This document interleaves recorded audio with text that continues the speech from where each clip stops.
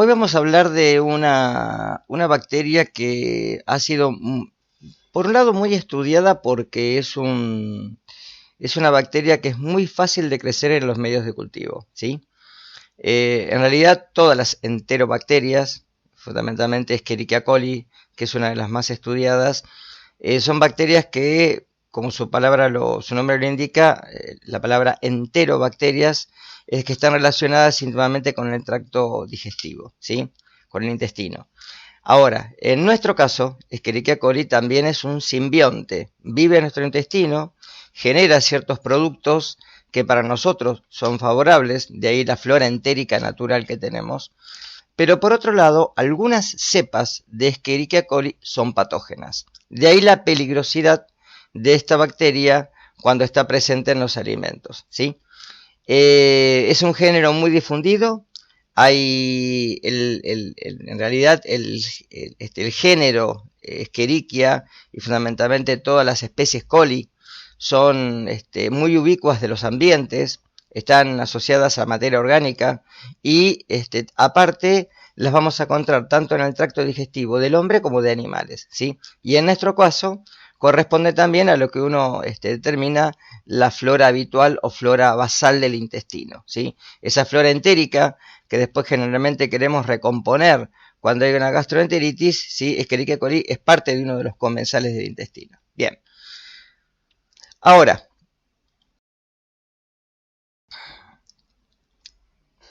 como características generales son bacilos gram negativos, ¿sí? No pueden esporular, son aerobios, anaerobios facultativos y además son mesófilos, ¿sí?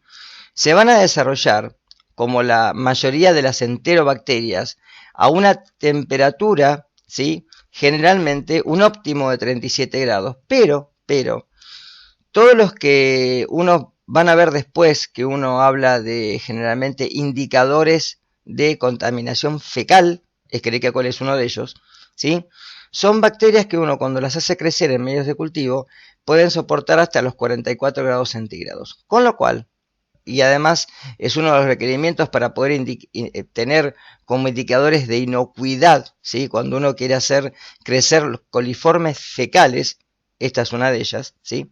Entonces, cuando uno quiere hacer el crecimiento de coliformes fecales en el laboratorio, lo hace como una diferencia entre la temperatura óptima, ¿sí? Y la de 44 grados centígrados que estas bacterias pueden crecer a esa temperatura, ¿sí? Eso lo van a ver después, si llegamos en algún momento a la parte práctica, a ver el recuento de mesófilos totales y a ver el recuento, en este caso, por ejemplo, de bacterias indicadoras de contaminación fecal, coliformes fecales, ¿sí? Ahora, como recién lo dije, son parte de la flora intestinal, tanto del hombre como de animales. Y hay cepas que son patógenas y muchas de ellas que no lo son. Es decir, que son apatógenas o saprófitas, o saprobio, que también lo van a ver en un libro, que es lo mismo. Cuando uno dice, ¿se acuerdan que yo lo aclaré en un audio la vez pasada que alguien lo había preguntado ahí en la parte de inmunidad? Dice, o es patógeno o no lo es. Ese es un aspecto cualitativo. Entonces, este gran género y especie de Escherichia coli, hay cepas que son patógenas y otras que no lo son, ¿sí? Que son saprobias o saprófitas o apatógenas, ¿sí? Y vamos a ver acá justamente la característica de virulencia, porque hay dentro de ellas, hay cepas que son más virulentas que otras, hay cepas que son más agresivas. Ese carácter obviamente no es cualitativo, es cuantitativo, porque todas estas que están ahí abajo son patógenas, pero algunas de ellas son más virulentas que otras, y dependiendo justamente del grupo etario. Cuando lleguemos a la parte final de la clase, les voy a mostrar dos videos que tienen que ver con una de las cepas, que es la enteromorrágica, que es la que causa lo que uno denomina síndrome urémico hemolítico o SHU. Bien, ¿cuáles son los grupos? Enteropatógeno, enteroinvasivo, enterotoxigénico, enterohemorrágico, y hay dos que en realidad en nuestro medio no están muy difundidas, que son la de enteroadherente agregativo o de adherencia difusa. Esas dos no las voy a tocar porque no son muy comunes en nuestro medio. Son comunes generalmente en lugares en donde, por ejemplo, hay mucha contaminación ambiental, donde no hay un tratamiento sanitario eficiente, etcétera, ¿está? Pero por eso no las toco en nuestra materia. Vamos a empezar con las características generales del grupo. Fíjense lo que es la patogenia, ¿sí? La diferencia que voy a encontrar entre estas cepas que están ahí, que recién mencioné, es fundamentalmente algunas características que tienen unas cepas y que no tienen otras. Por ejemplo, la presencia de toxinas. Ahora, siempre que hablemos de Escherichia coli, vamos a hablar de infección. Anoten bien esto.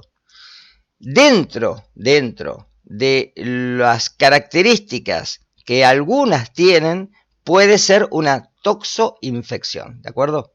Nunca, y recuerden por favor, nunca vamos a hablar de intoxicación. Es decir, que acá lo que se consume es la bacteria en el alimento. La bacteria que tiene las características en las cuales puede hacer solamente una infección o puede generar además una toxina en el intestino, es decir, una toxoinfección. Bien. Para poder de alguna manera determinar las características de género o especie, normalmente vamos a recurrir, igual que lo vimos en Salmonella, a los antígenos del soma de la bacteria o de los flagelos, y es ahí que podemos tener, en algunos casos, una serotipificación, es decir, una serología acompañada al medio de cultivo. Bien, ya lo van a ver a esto más adelante. Ahora, la dosis infectiva es alta. Es decir, tengo que tener, fíjense, aproximadamente una media de 1 millón de bacterias por gramo de alimento para poder enfermarme, ¿sí? Por eso el rango está entre 10 a la 5, 100.000, 10 a la 7, 10 millones, ¿sí? Es decir, que tengo que tener un número considerable para que una persona se pueda enfermar. Si no, tengo este número generalmente por gramo o por mililitro, ¿sí? Ya sea sólido o líquido de alimento, generalmente no vamos a tener un proceso patológico. Y además, la cocción evita generalmente que esta bacteria pueda ingresar al organismo. La cocción suficiente. Van a ver en el video que se remarcan justamente estas temperaturas límites que yo les mencioné en la clase pasada.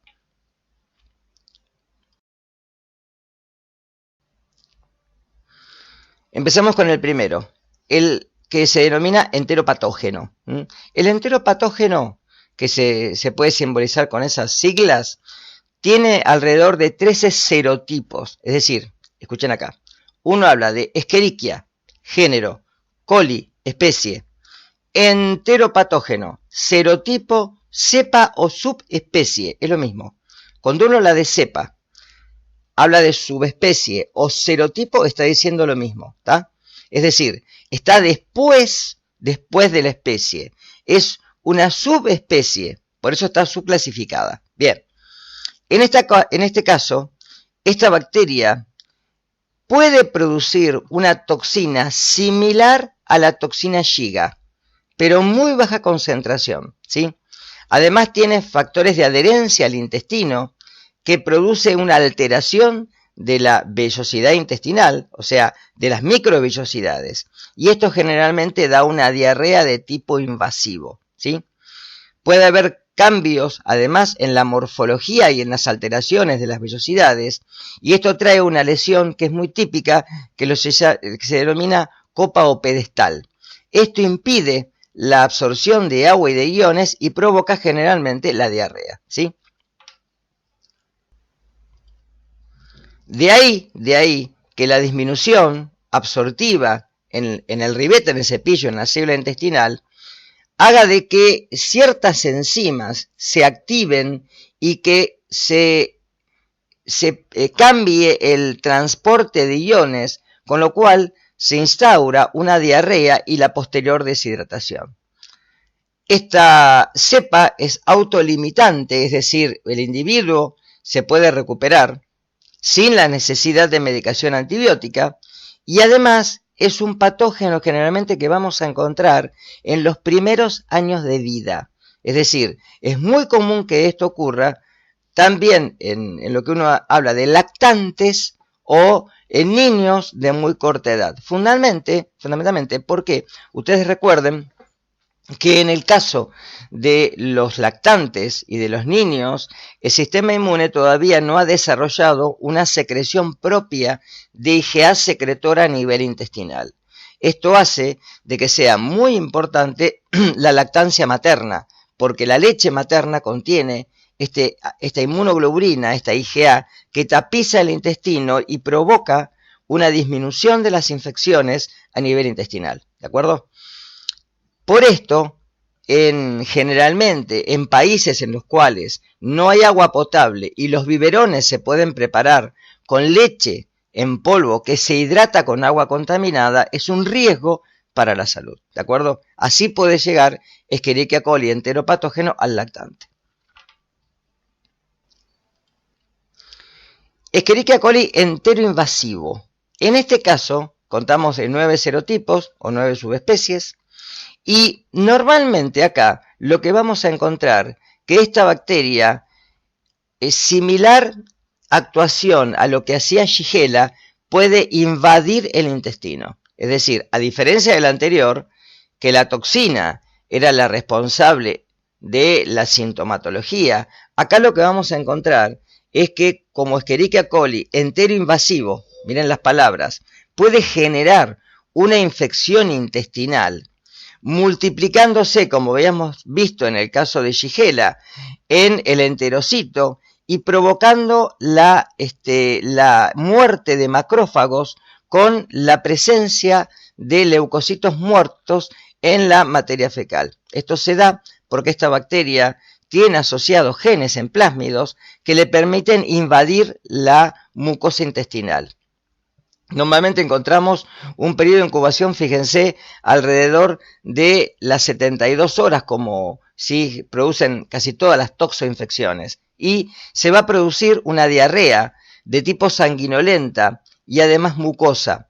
Y generalmente acá se puede serotipificar y se puede encontrar, sí, serológicamente a este ejemplar de Escherichia coli, ¿sí? Igualmente en nuestro medio les voy a decir que no se hace. Acá en nuestro medio generalmente lo único que vamos a buscar, van a ver a lo último, es la enterohemorrágica porque es la más común.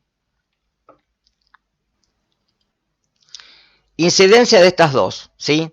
Normalmente, ahí está mal puesto, después lo voy a corregir, no son intoxicaciones, son infecciones, ¿sí?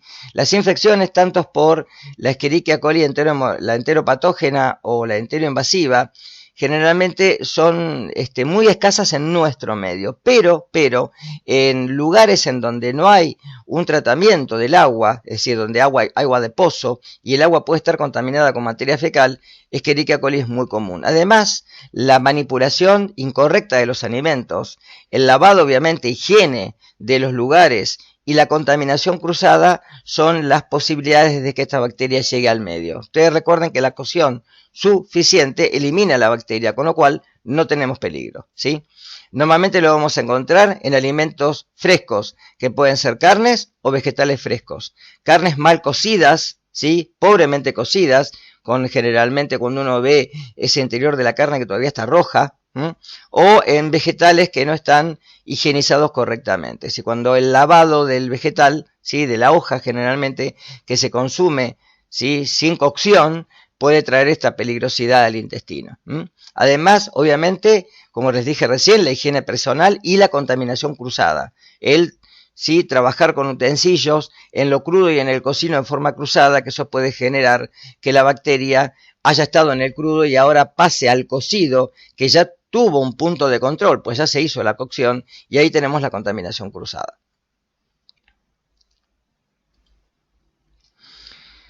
Escherichia coli enterotoxigénica. En este caso, esta cepa de Escherichia coli genera dos toxinas, ¿sí? Cuando las bacterias llegan al intestino, lo que van a hacer es, una vez que pudieron atravesar el estómago, ustedes recuerdan que el pH del estómago es hostil para estas bacterias porque no pueden esporular, y con lo cual las que sobreviven al intestino, fundamentalmente las que se consumen con alimentos ricos en proteínas, porque las proteínas, recuerden que van a actuar como si fuera una sustancia que resiste al ácido por la proteólisis, porque justamente están las enzimas y el ácido clorhídrico está de alguna manera ¿sí? Eventualizado a la proteólisis de las proteínas que se ingieren con los alimentos cárnicos. En este caso, las bacterias que pueden sobrevivir al estómago y que pasan en el intestino, dentro del intestino pueden generar dos toxinas. Una toxina termolábil y una toxina termoestable.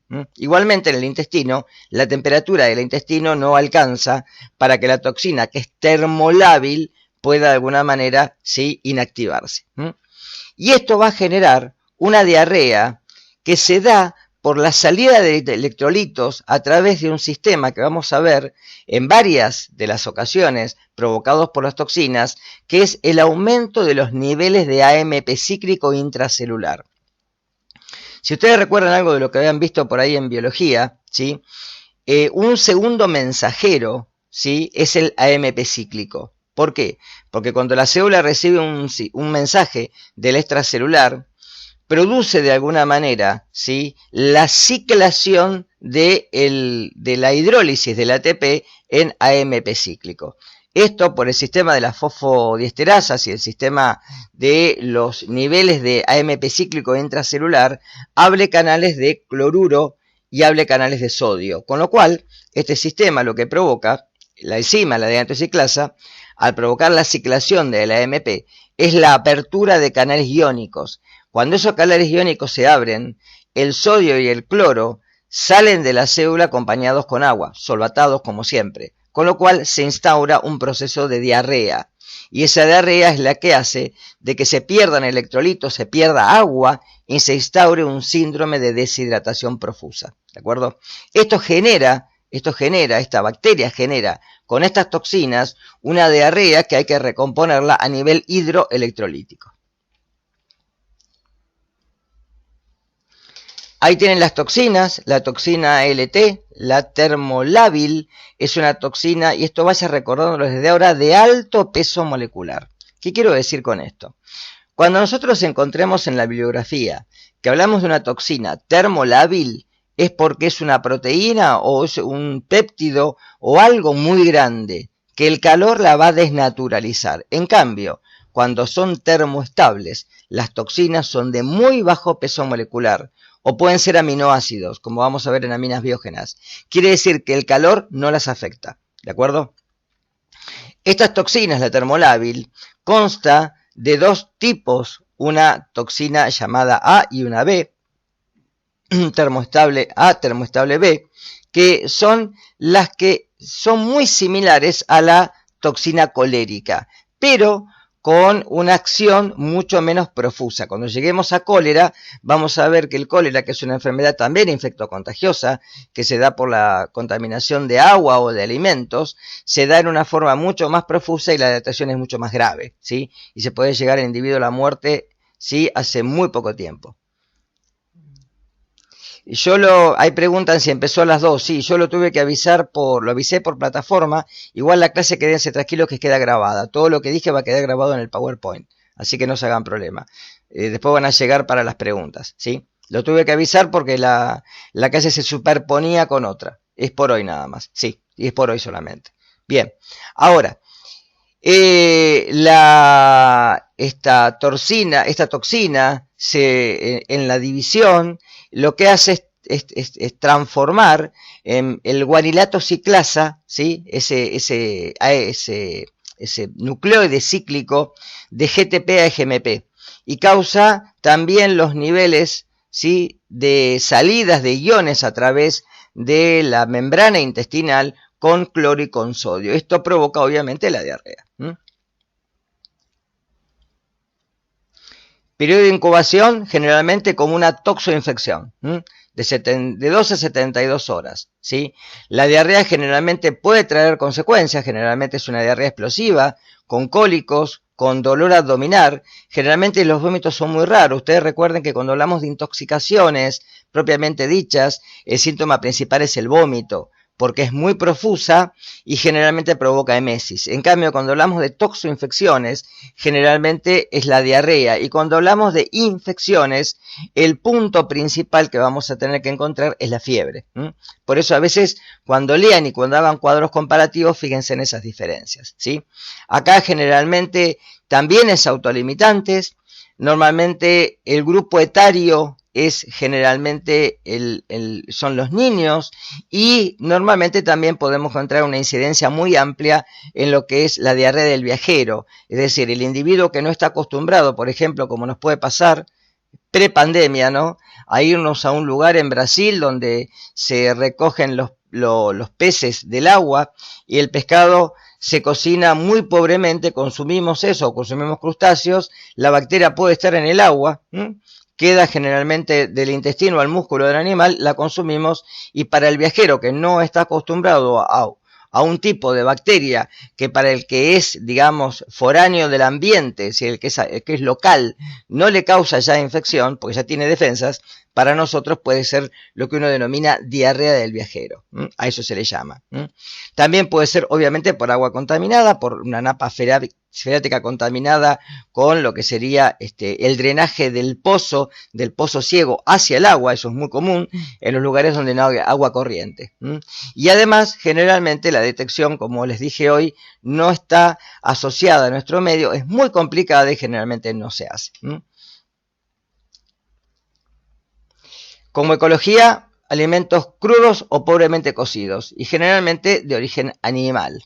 Como control, obviamente, evitar la contaminación cruzada, la higiene, ¿sí?, tanto de los manipuladores como del ambiente, y obviamente la cocción, principalmente la cocción. Bien, y llegamos a la cepa que normalmente yo generalmente les doy mayor importancia, la enteromorrágica, ¿sí?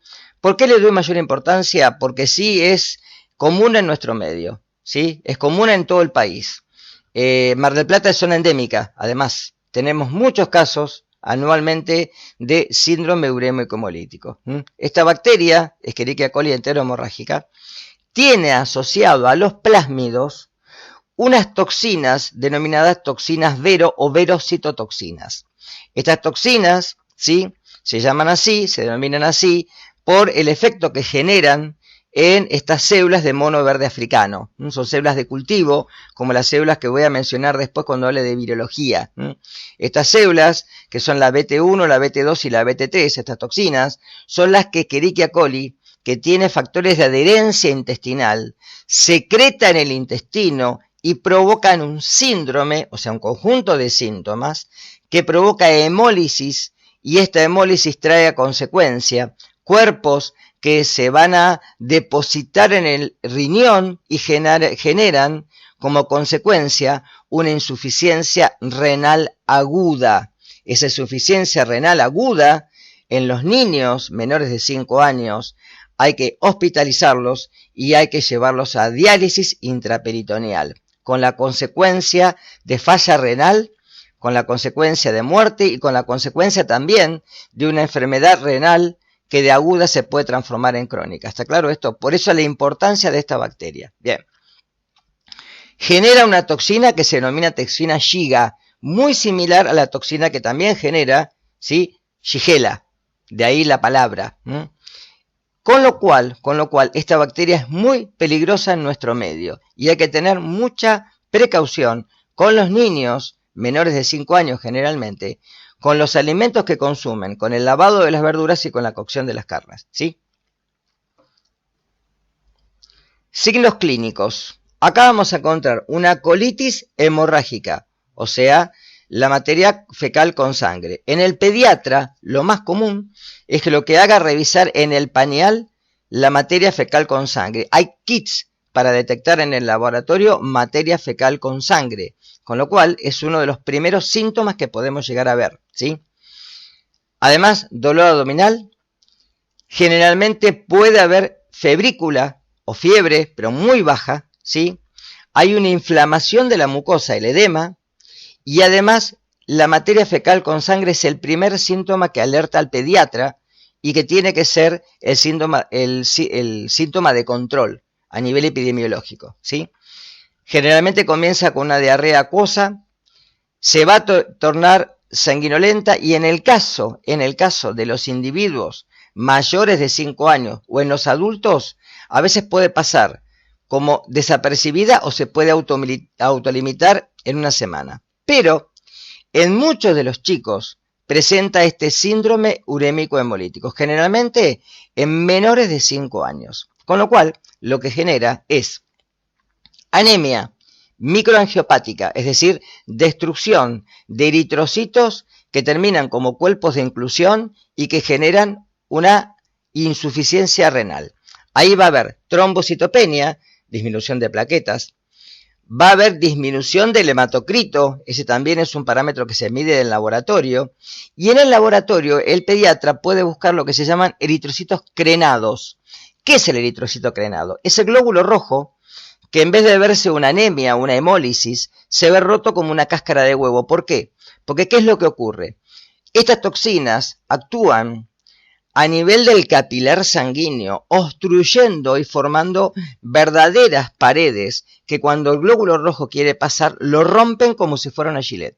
De ahí genera la hemólisis, de ahí genera la anemia y todo el cuadro de insuficiencia renal. Este cuadro de insuficiencia renal es agudo, es decir, se debe de tratar en forma inmediata, con diálisis y posterior seguimiento de parámetros como la creatinina y la urea, que son dos parámetros de laboratorio que generalmente seguimos para ver la evolución de la enfermedad. ¿De acuerdo?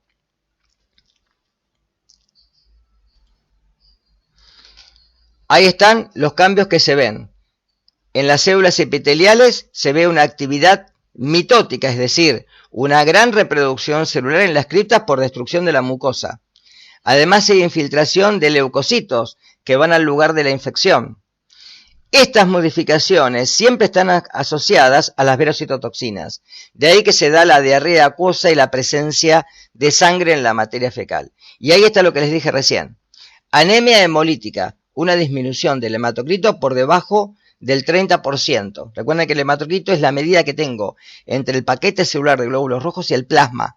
Cuando hay disminución de la volemia, hay menor capacidad, ¿sí?, de los glóbulos rojos de poder recomponerse, porque hay anemia, en este caso es microangiopática, es aguda, se da por la destrucción de los glóbulos rojos. Y esa hemólisis provoca generalmente el resto de la sintomatología y la derivación al paciente a diálisis intraperitoneal. La mayoría tiene una recuperación, ¿sí?, en 2 a 3 semanas. Generalmente los niños que entran generalmente con estos síndromes, que pasan por guardia, se internan generalmente en terapia intensiva, se les hace la diálisis, se controla la diálisis todos los días, 2 veces por día, generalmente en la mañana y a la tarde por guardia, y luego van a piso. Normalmente la mayoría se recupera, pero muchos de ellos quedan con insuficiencia renal crónica y algunos van a trasplante renal, ¿de acuerdo? Es decir, por eso la importancia de esta cepa en nuestro medio. El periodo de incubación es muy variable, generalmente 8 hasta 12 días, por eso a veces no sabemos qué es lo que se ingirió. ¿Se acuerdan que esto hace unos años fue el tema de la hamburguesa mal cocida en los McDonald's? Que luego McDonald's hizo esta propaganda de venga a ver cómo cocinamos y les mostraban las cocinas, las planchas, de cómo se hacía la cocción de las hamburguesas. Pero también puede haber sido por un vegetal, también puede haber sido por contaminación en las manos, etcétera, ¿sí? La incidencia generalmente es la transmisión que se da por alimentos, pero también puede ser persona a persona. Bien, ahora voy a tratar de mostrarles 2 videos. Ahí esto se los dejo para ver. Y para el lunes lo que necesito es que ustedes hagan un cuadro comparativo, porque ya tienen el material, ¿sí?, en Yersinia, Campylobacter y los que son los vibrios, el parahemolítico y el vibrio cholerae, ¿sí? De esto yo voy a dar un power la próxima clase, obviamente, pero necesito que ustedes lo hagan previamente, lo suban a más tardar el viernes a la plataforma, voy a dejar ahí un link para que lo suban, háganlo en grupo, no lo hagan solos, ¿sí? ¿Cómo hacen para hacer un grupo? ubican un Drive, ¿sí? En Google Drive, cualquiera de ustedes, ¿sí? Se ponen de acuerdo, grupos de 4, de 5 y arman una tabla comparativa, con lo cual en esa tabla pueden mostrar esto que les estoy pidiendo yo. ¿Queda claro lo que tienen que hacer? Pongo el chat para que me digan.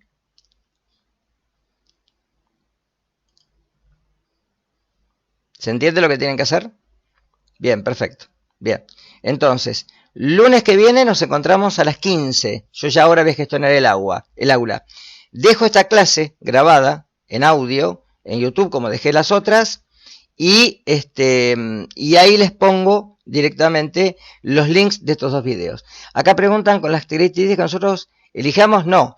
Ustedes recuerden que las características que tienen que poner son de cada bacteria las características principales en relación al género y a la especie, si son bacilos gram negativos, gram positivos, si esporulan, no esporulan, si flagelan, etcétera, ¿está?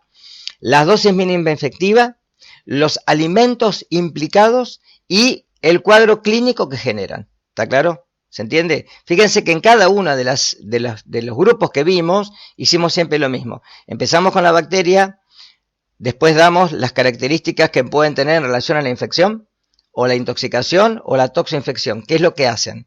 Y luego, sí ahí tenemos que ver cuál es, de alguna manera, el cuadro clínico que provocan, cuál es la sintomatología, si se autolimita o no, y luego los mecanismos ecológicos, es decir, si en el ambiente la podemos prever con cocción, con la higiene de los alimentos, con evitar la contaminación cruzada, etcétera. ¿Está claro? Eso es lo que tienen que poner en el cuadro comparativo.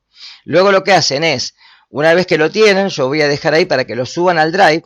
Ojo, les voy a dejar las instrucciones. Súbanlo en PDF, es decir, una vez que tienen el Word terminado, la tabla terminada, la guardan en el mismo Word como PDF y ahí lo ponen como trabajo práctico, si quieren, de bacterias, que es lo que tenían, ¿se acuerdan al principio? ¿Sí? Pero solamente con estas, para que vean cómo tienen que estudiar. Yo después los voy a corregir y se los voy a devolver. ¿Quedó claro?